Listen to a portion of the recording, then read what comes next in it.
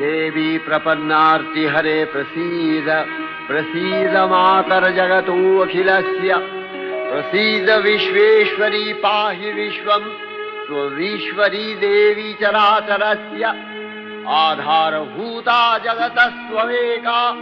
महीस्वरूपेण यतः स्थितासि अपां स्वरूपस्थितया तवैतदप्यायते कृष्णम् अलङ्घ्य वीर्ये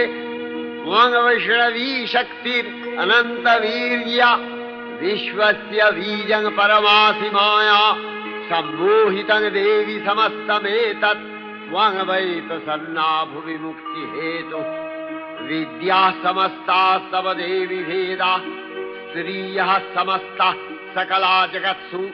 तवैकया पूरितमम्ब यैतत् का ते स्तुतिः सद्य परापरोक्तिः सर्वभूता यदा देवी